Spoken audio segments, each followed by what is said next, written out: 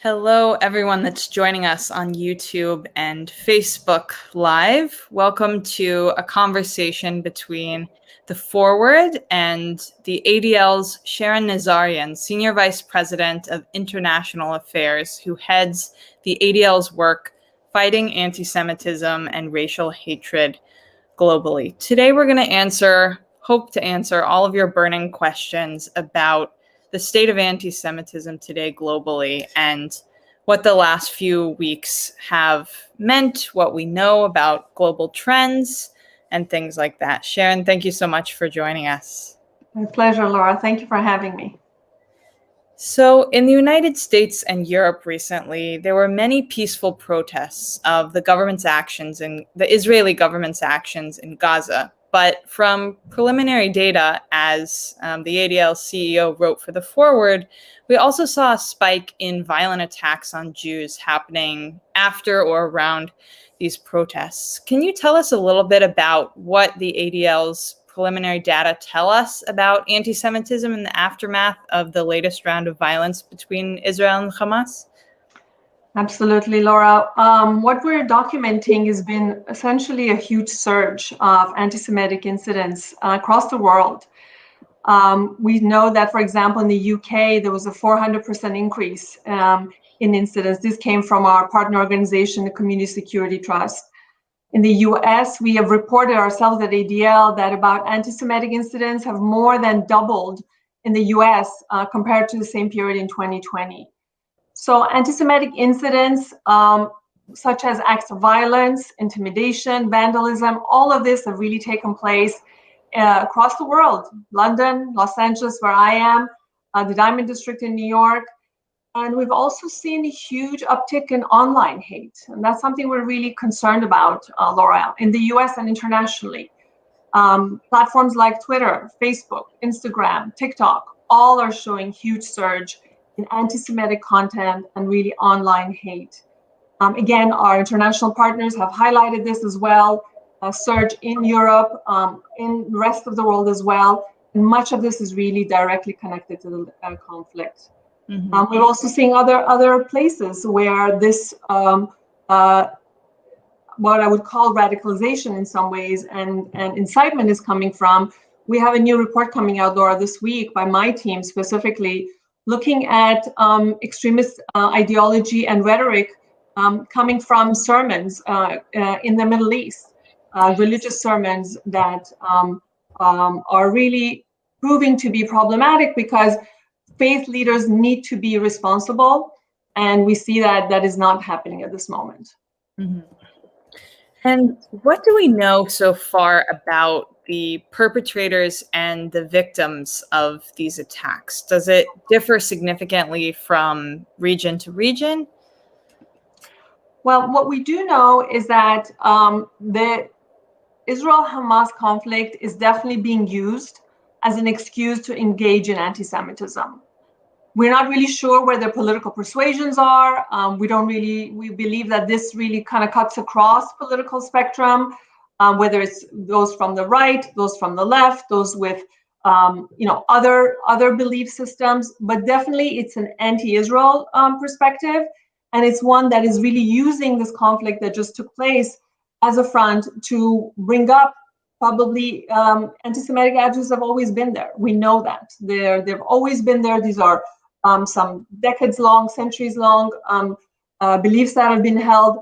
But for sure now, this conflict, like in the past, in past conflicts from the Middle East, these are used as motivators to bring these views to the surface. And unfortunately, really, we're all experiencing in our communities wherever we are in the US and around the world, actually. Mm-hmm. Speaking of centuries-long trends and beliefs, many writers have recently posited that we're seeing something of a Europeanization of anti-Semitism in the US. Can you explain a little bit what that means and what you're seeing? So this really speaks to probably what happened mostly in the UK. As you all know, the Labour Party, which has been the historical home of the Jewish community of the UK, was taken over by a new leader, not the current one, the past one, Jeremy Corbyn. and that's kind of where that Corbynism comes from. The ideology that Jeremy Corbyn brought into the UK Labour Party was kind of an anti-colonialist, anti-American, anti-capitalist perspective, kind of with Marxist, Stalinist perspectives. And that experience in the UK especially really saw the Labour Party turn into an essentially systematic anti-Semitic mouthpiece, excuse me. So what happened in Europe, what happened in the UK specifically, was very frightening. And I think many across the world watched as this very important main political party of the UK became a home that was no longer welcoming, not only to its Jewish members, but also many of the members of parliament who were Jewish left. So that was a very extreme example of anti-Semitism taking hold of a party. I think what we see today in the US is nowhere similar to that. And I think that comparison, I would say at this point, is definitely inaccurate. What we are worried about, though, in terms of the Europeanization, maybe in some ways, has to do with the acts of violence. Laura, what we're seeing, for example, in my city of Los Angeles, what we saw 3 weeks ago, when their families sitting at a sushi restaurant, eating dinner, and protesters holding Palestinian flags, running down the street, asking who is a Jew, and then coming up against these people who were eating sushi, Jewish families who were eating sushi, and actually perpetrating violence against them. That is something that we're not used to in the US, and what we have seen in the past in Europe, and unfortunately we're seeing it not only in London and in Germany and other European capitals, we're seeing in Los Angeles and the Diamond District in New York, for example, and many other cities in the US as well. So probably that is one reference that might be a little bit more applicable, and that we are very concerned about, is literally the rise in acts of violence against Jews. Mm-hmm. So I know in the United States, a lot of the work of mainstream organizations, particularly during the Trump administration, highlighted the threat from white nationalist supremacists or right-wing extremists and the danger that those individuals and groups pose to Jews. Are worries about an emergent anti-Semitism in more of the left in the United States founded from your perspective? Well, first and foremost, I want to say that far-right anti-Semitism in the US continues to be a significant threat. This is not something that has gone away. We at ADL are very concerned about it. And we even saw examples of it on January 6th at the siege of the Capitol. So we know that that threat continues to be there, and we cannot take our eyes off of it. But we also have to acknowledge that not only in this case, through this past recent conflict, but in the past as well, there are segments within the progressive liberal corners of the American left where their adherence to kind of pro-Palestinian activism has at times crossed over the line into anti-Semitic attitudes. And if not even actual incidents of anti-Semitism, what we do see is environments that are created that not only on first case make Jews feel uncomfortable, make Jews feel intimidated, makes Jews feel excluded where they're asked to leave spaces.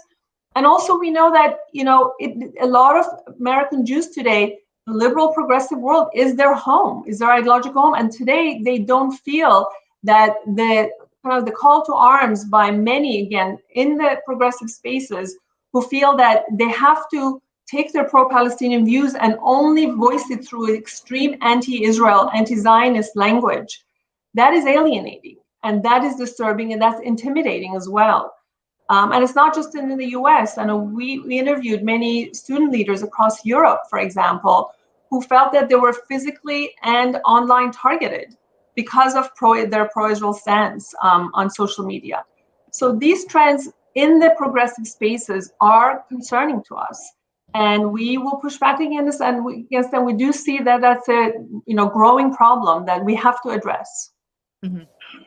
You mentioned earlier the rise also of anti-Semitism on social media. Has this also, you described, both these threats are coming from the right and the left right now. Has that been the case on social media as well?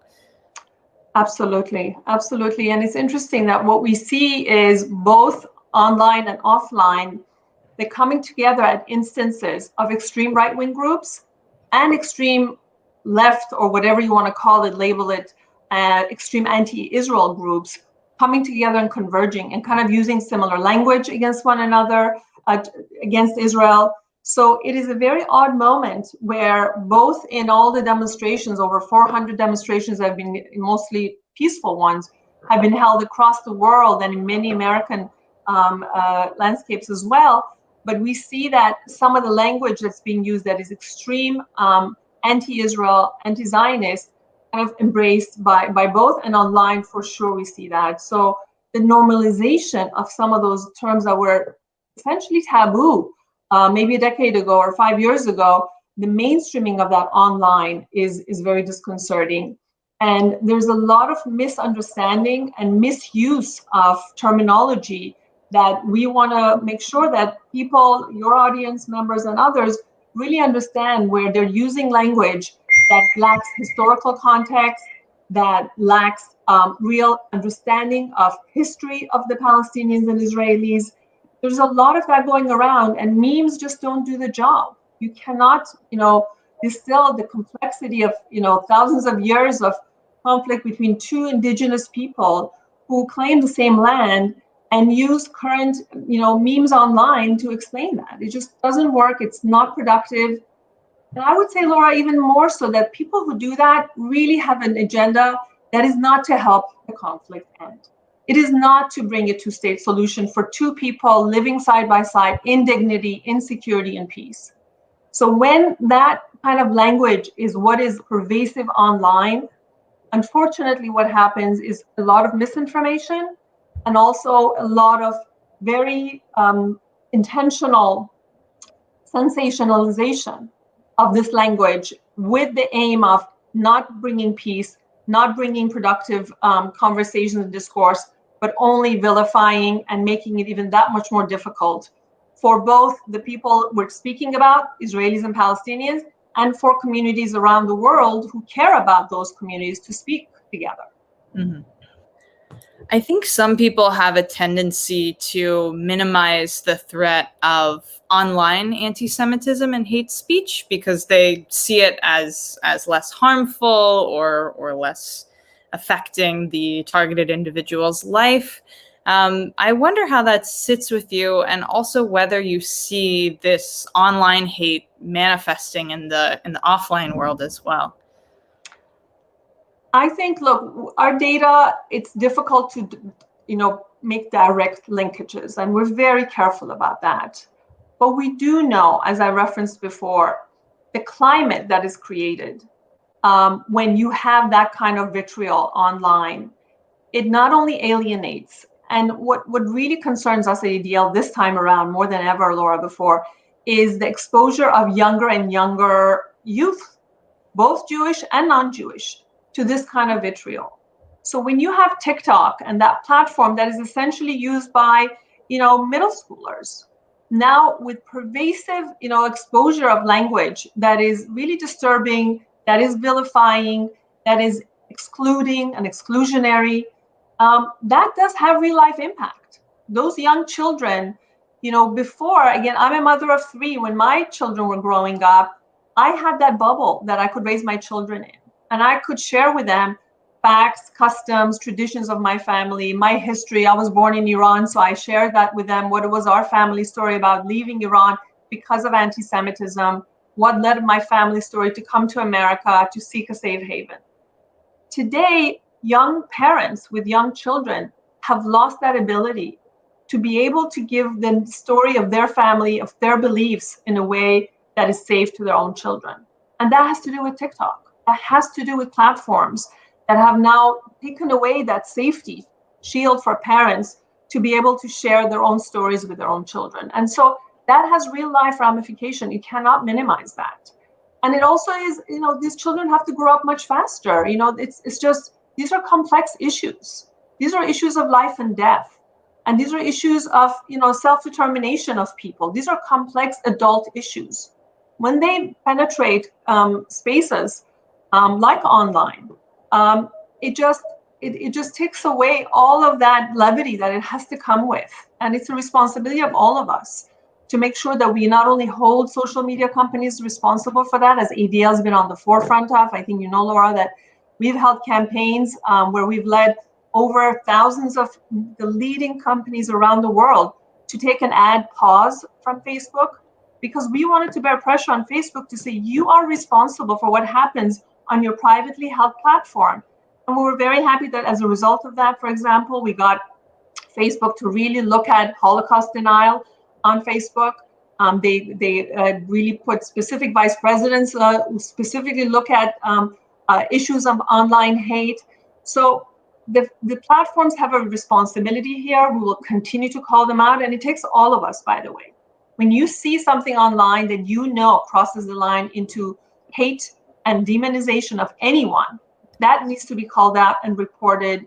And you all know the terms of use of these companies. You know how to report it. We call on you to do it, because it takes each of us to do that, and not just ADL and other civil society organizations. Mm-hmm. Are there other meaningful steps for those that aren't as familiar with the ADL's work on the social media front? Are there other meaningful steps in addition to dealing with Holocaust denial that could help address these issues on the platforms?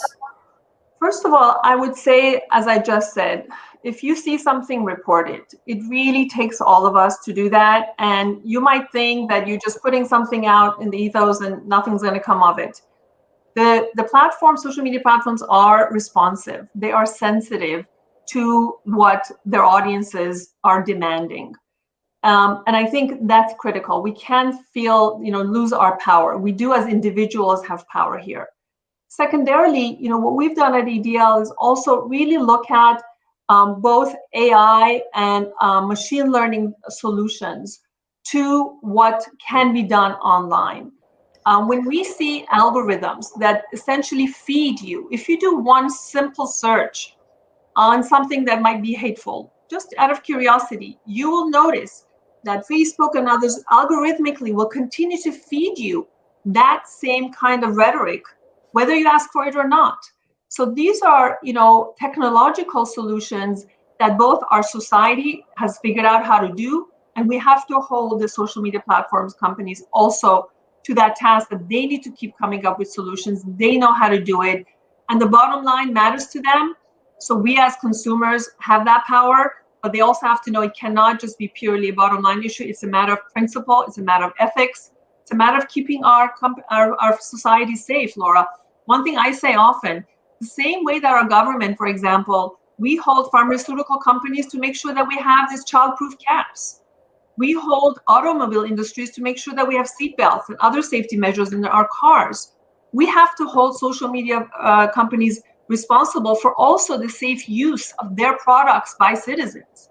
And that's, again, something that we can do as ADL and other civil society organizations. We can also do as individuals, and our government has to do it as well. We've been definitely pushing, and sometimes we look to Europe for that. European governments, of course, they have different First Amendment limitations. We are definitely much more, thankfully, and we're very proud of the fact that we're more protective of freedom of speech. But Europeans like Germans and the French and the UK have all looked at legislation to make sure that citizens can be kept safe online, but also to have recourse when social media companies knowingly allow hate speech to pervade their platforms. So there are different avenues here, and all of them have to be used at the same time: technology, advocacy, and reporting, and all that. Mm-hmm. Taking a step back for a second, can you help contextualize for us this wave of anti-Semitism we're seeing related to the last round of violence with other spikes you have or haven't seen with previous rounds of violence between Israel and Hamas? Happy to. It's interesting that in some ways, everything we saw this round was familiar to us.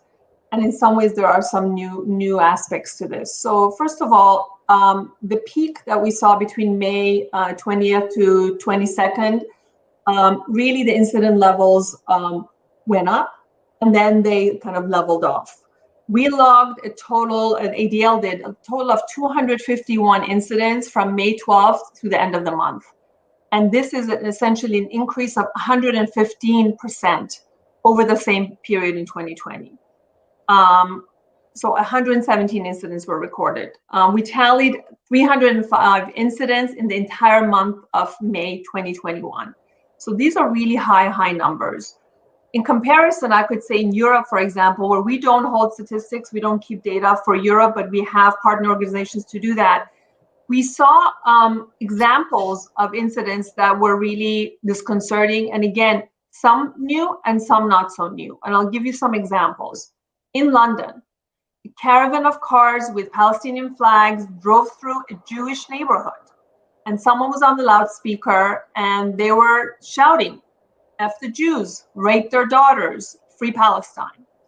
So that is a very concerted act of intimidation, not just Palestinian advocacy. This is taking their protest not only into a Jewish neighborhood, but inciting violence.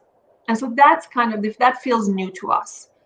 In Frankfurt, I would give another example. Protesters who left a pro-Palestinian demonstration and then they walked towards a synagogue. And thankfully, in that case, police stopped them and arrested them. Your listeners need to know that if you want to advocate on behalf of Palestinians, absolutely legitimate right, you can do that in your town square, you can do it in front of the Israeli embassy. The minute you take that in front of a Jewish-owned business, in front of a synagogue, or any Jewish institution, that is considered intimidation, that is considered putting the life of those Jews in danger, and that is anti-Semitic. So that again, in the US and across Europe, is things that we have seen before, but the levels of that, what we've seen is higher. I can tell you across the globe, also in other parts, in Latin America, in Chile, similar car caravans passing by specific Jewish neighborhoods, throwing rocks at synagogues. Here in Los Angeles, we had rocks thrown into synagogues in a primarily Jewish neighborhood. So these are some of the newer dimensions of this time around, where, in the past, in 2014, there were marches, there were similar language that was used. The other thing that we saw this time that was different was really about the anti-Semitic rhetoric in some of the marches. We've been documenting those. And when we see, for example, Israel and Israelis being called Nazis, that's really taking, the victims of the Holocaust and being accusing them of being perpetrators of that most horrendous historical crime that was perpetrated against Jews. So we at ADL are very sensitive, and we are definitely do count those as anti-Semitic rhetoric. And this was probably more prevalent this time around. And so for me and my team specifically, Europe has been our focal point, but I have to say, across ADL, what we've witnessed is that kind of incidents that in the past we had not seen in the US, and we are seeing that kind of violence and whether it's vandalism, whether it's intimidation across America as well in a way that we hadn't seen it in the past. Mm-hmm. So zooming out from just the last few weeks and the incidents really centered on protesting Israel's actions, are there other emerging threats you've been watching either in Europe or elsewhere that are, cause for concern? So as I mentioned, for us, what we see in Europe specifically is a convergence of like a perfect storm. And this is patterns that we've seen in the last 5 years. In Europe, we see that the far right is definitely felt emboldened. You see that they are now active as political parties in countries like Germany and Austria, and so they've been brought into a normalized political discourse. So the emboldening of the extreme right is a problem. And in fact, I was speaking with one of the special envoys in Europe. I won't mention because I didn't get permission to specifically cite the person's name, but they said that what they're seeing today is that there's always been right-wing, white supremacist type of anti-Semitism in Europe. They said we know it's there, it's always there. But when it becomes normalized the way it has been now in European politics, it actually makes the space for those on whether it's on the extreme left or radical Islamist groups to feel the permission and to feel empowered to then also participate and partake in similar vilification, demonization, and anti-Semitic language. So one kind of pattern feeds the other and enables the other. And it was very interesting to see that this is really a phenomenon that has been there. It's latent. It's never non-existent. But this kind of coming together and the multi-layering of the threats, Laura, I think is worrisome. And as we call Europe, is like a perfect storm of that. Mm-hmm. We're worried that that could happen in the US. And we have to be very, very vigilant about the coming together of some of these extremist groups, extremist ideologies. These are not political ideologies. These are just extremist ideologies that do find home and common cause. And this is a moment where we see that happening, unfortunately. Mm-hmm. What are the European Jewish leaders and partners that you're working with telling you about how they've been feeling with the last few weeks? Laura, I would say the countries of greatest concern and what we've been hearing are the UK and Germany today. UK, as I mentioned, really the incidents have been very, very disconcerting, horrifyingly high.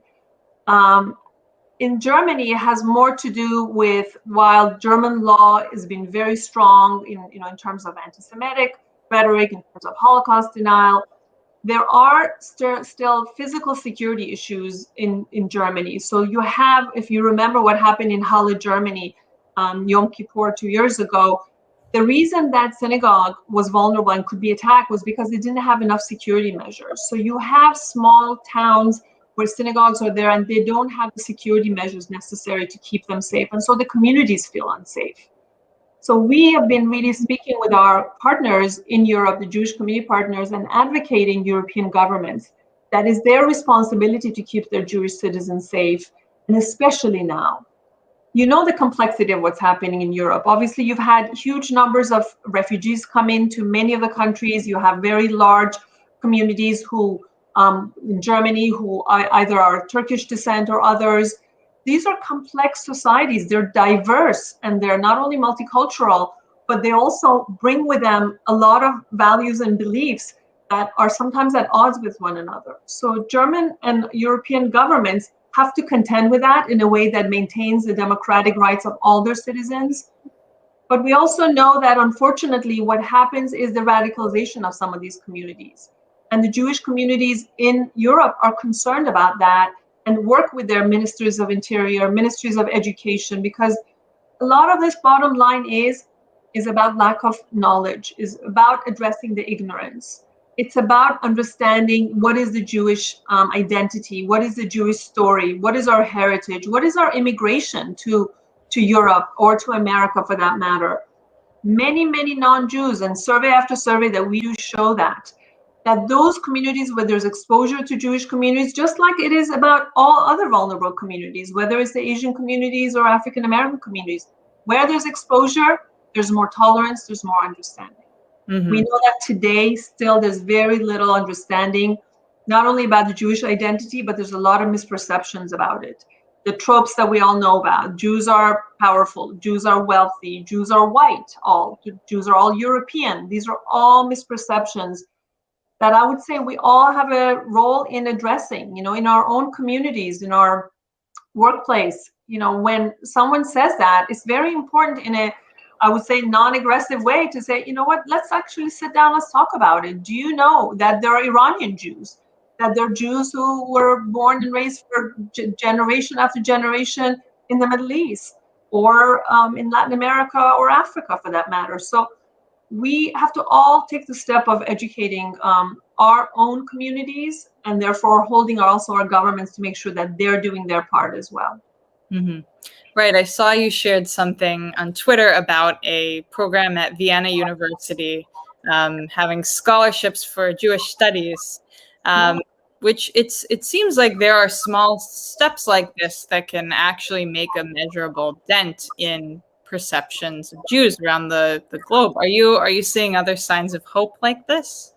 We do see them. And, I actually lifted up that tweet because when I first saw it, the amount wasn't huge. It wasn't like millions and millions of dollars in scholarship, but it wasn't about the amount. It was about the intention behind it. And it was about understanding that the more we know about one another, the better, as I was just mentioning. So we do see not only allies showing up and understanding that they have to push back against some of the tropes and some of the misunderstandings and misperceptions. And also, I do see that others, even in America, whether it's the NBA, we were so proud that, the NBA spoke up against anti-Semitism on their Twitter handle. I mean, that's huge. Silicon Valley leaders have also called it out. Political leaders have done so. By the way, we're thrilled with the Biden administration statements on this. We were very happy both with the administration's support for Israel's right to defend itself, which we think is very important. We were so happy with kind of the adoption and acknowledgement that the IRA definition, I hope your audience members know what the IRA definition is, the IRA definition of anti-Semitism as an important tool, and that's what it is. It's a tool for training, for education, for understanding what situations are anti-Semitic and what isn't, and even how demonization of Israel, where most people might think, oh, you can criticize Israel not all you want. It can't be anti-Semitic.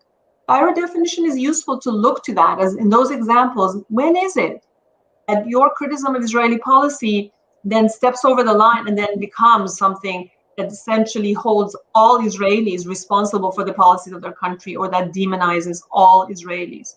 So I think all of these tools are really important, and I think the Biden administration has done a good job on that, and we really commend it, because we've had other leaders who have not done so and have not been as forthright in condemning anti-Semitism in their own societies.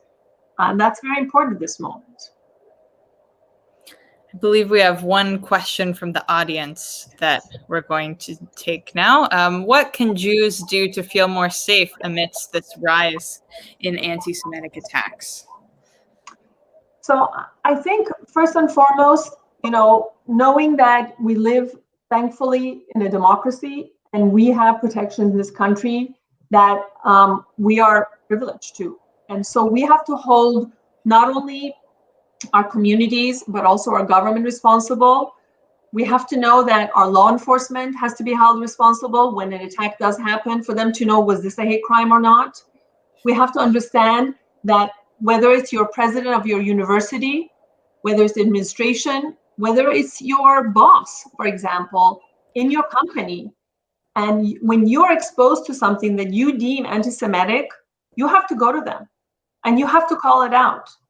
And we cannot be afraid of the fact that we are having this moment as American Jews, and that we have the shared responsibility, both our non-Jewish institutions, but also as Jewish community members, that we have to call it out. So that's one thing, is to say, okay, what are the institutions who can protect us? Especially, I think about Jewish students on campuses. I think that's probably where our focus is, and we feel many students feel vulnerable and unsafe. Second is reaching out to allies. The Jewish history and Jewish tradition in America has been one of allyship. And we have been there, and we have shown up, and we have done it in the most recent times. And ADL is a 100-year history of allyship for other vulnerable communities. So reach out to those of you around you. Talk to them about why this is a critical moment for our community and why we need them to step up.